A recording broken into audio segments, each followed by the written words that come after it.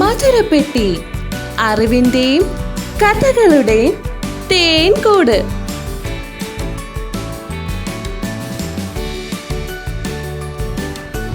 Hi കൂട്ടുകാരെ, ഞാൻ മിന്നുക്കുട്ടി. മുൻപ് കഥകളുടെ അവസാനം മാത്രം വന്നിരുന്ന എന്നെ ഓർമ്മയുണ്ടോ? ഇനി മുതൽ കഥ തുടങ്ങുന്നതിന് മുൻപേ വിശേഷങ്ങൾ പറയാൻ ഞാനും ഉണ്ടാകും കേട്ടോ. നമ്മുടെ മധുരപ്പെട്ടിയിലേക്ക് എല്ലാവർക്കും സ്വാഗതം. ഇന്ന് ഞാൻ വന്നത് ഒരു കുട്ടി കഥയുമായാണ്. കഴിഞ്ഞ രാത്രി കുട്ടുവിന്റെ വീട്ടിൽ ഒരു കള്ളൻ വന്നു. അപ്പോൾ രാത്രിയിൽ ഉണർന്നിരിക്കുന്ന 2 കൂട്ടുകാർ അവിടെ ഉണ്ടായിരുന്നു. അവർ ചേർന്ന് ആ കള്ളനെ എങ്ങനെയാണ് തുരത്തിയത് എന്ന് നമുക്ക് കണ്ടു നോക്കിയാലോ? വരൂ കൂട്ടുകാരെ, നമുക്ക് കഥയിലേക്ക് പോകാം. കുട്ടിക്കഥകൾ. മാവിൻ കൊമ്പിലെ കാവൽക്കാർ. ഒരു നിലാവുള്ള രാത്രിയിൽ കുട്ടു തന്റെ ജനലിലൂടെ പുറത്തേക്ക് നോക്കിയിരിക്കുകയായിരുന്നു. പെട്ടെന്ന് ഒരു കറുത്ത രൂപം മിന്നൽ പോലെ പറന്നു വന്ന് മാവിൻ കൊമ്പിലിരുന്നു. അത് ലല്ലു വവ്വാലായിരുന്നു. തൊട്ടു പിന്നാലെ പതുക്കെ പറന്ന് അക്കുമൂങ്ങയും എത്തി. കുട്ടു, ഇന്ന് നല്ല നിലാവുണ്ട്, നമുക്ക് എന്തെങ്കിലും കളിച്ചാലോ? ലല്ലു, നീ വെറുതെ ഒച്ചയുണ്ടാക്കാതെ, കുട്ടുവിന്റെ വീട്ടുകാർ ഉണരും. കുട്ടു, പേടിക്കണ്ട, നീ പതുക്കെ മുറ്റത്തേക്ക് ഇറങ്ങി വാ, നമുക്ക് അവിടെ ഇരുന്ന് സംസാരിക്കാം. കുട്ടു പതുക്കെ മുറ്റത്തേക്ക് ഇറങ്ങിച്ചെന്നു. അവർ സംസാരിച്ചിരിക്കെ ലല്ലു പെട്ടെന്ന് വായുവിൽ നിശ്ചലമായി നിന്നു.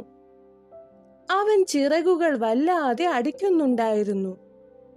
വവ്വാലുകൾക്ക് ശബ്ദം കൊണ്ട് ദൂരെയുള്ള വസ്തുക്കളെ തിരിച്ചറിയാൻ കഴിയുമായിരുന്നു. കുട്ടു, അക്കു, നമ്മുടെ മതിൽക്കൽ ആരോ ഉണ്ട്. ഞാൻ അയച്ച ശബ്ദ തരംഗങ്ങൾ ഒരു മനുഷ്യന്റെ രൂപത്തിൽ തട്ടി തിരിച്ചു വരുന്നു. കുട്ടു സൂക്ഷിച്ചു നോക്കി.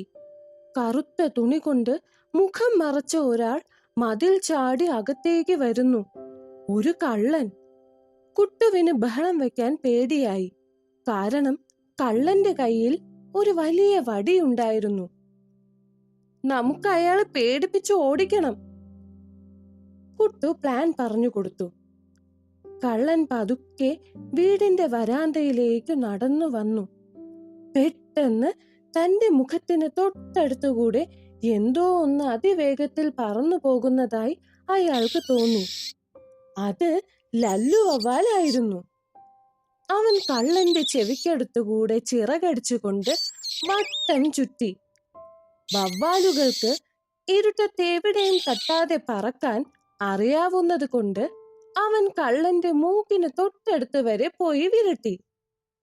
കള്ളൻ പേടിച്ചു പോയി. അവൻ കൈവീശി വവ്വാലിനെ ഓടിക്കാൻ നോക്കി. അതേസമയം താഴത്തെ കൊമ്പിലിരുന്ന അക്കുമൂങ്ങ തന്റെ വലിയ മഞ്ഞ കണ്ണുകൾ മിഴിച്ച് കള്ളനെ നോക്കി. അക്കു തന്റെ ഏറ്റവും ഭീകരമായ ശബ്ദത്തിൽ അലറി വിളിച്ചു.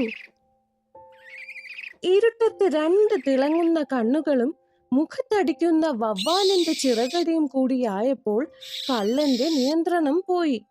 അവൻ അലറിക്കൊണ്ട് മതിൽ ചാടി പുറത്തേക്ക് ഓടി.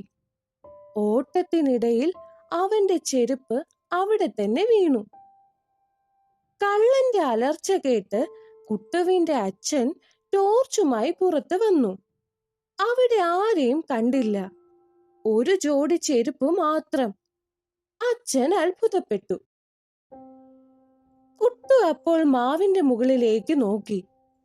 ലല്ലുവും അക്കുവും ഒരു വലിയ മാങ്ങയുടെ പിന്നിൽ ഒളിച്ചിരുന്ന് ചിരിക്കുകയായിരുന്നു.